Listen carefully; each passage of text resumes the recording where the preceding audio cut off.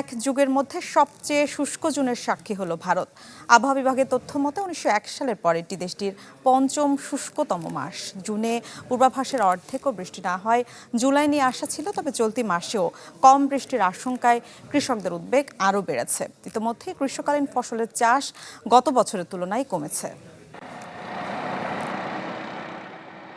এবছর এক যুগের মধ্যে সবচেয়ে শুষ্ক জুন দেখল ভারত।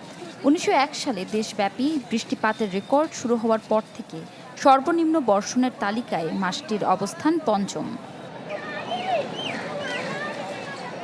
ভারতের আবহাওয়া অফিস জুনে ৯২% বৃষ্টিপাতের পূর্বাভাস দিলেও বাস্তবে বৃষ্টি হয়েছে তার অর্ধেকেরও কম।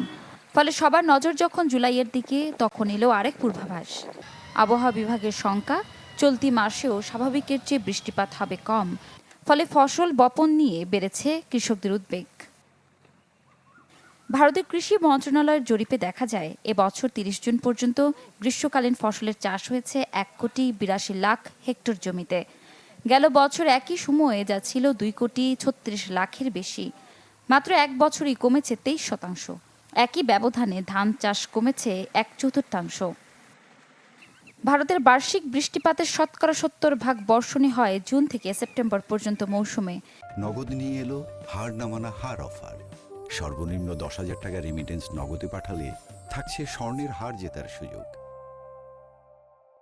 এই আর্দ্র আবহাওয়া দেশটি গ্রীষ্মকালীন ফসলের জন্য অপরিহার্য। অথচ এবছর কেরালায় বর্ষণ শুরু হয় নির্ধারিত সময়ের ৩ দিন পর, আর পশ্চিমাঞ্চলে মৌসুমের ২ সপ্তাহ পর দেখা মেলে বৃষ্টির। ফলে চাষের প্রস্তুতি ও বপনও শুরু হয় দেরিতে। বিশেষজ্ঞদের মতে, কম বৃষ্টির কারণে বছর কমে যেতে পারে তৈল বীজ উৎপাদন, যা বাড়াবে ভোজ্য তেল আমদানি নির্ভরতা। তবে সেপ্টেম্বর পর্যন্ত বর্ষা মৌসুমে থাকায় ঘাটতি পুষিয়ে নেওয়ার সুযোগ এখনও ফুরিয়ে যায়নি বলে জানান পরিবেশ বিশেষজ্ঞরা। ইফশিতা জামান, চ্যানেল 24।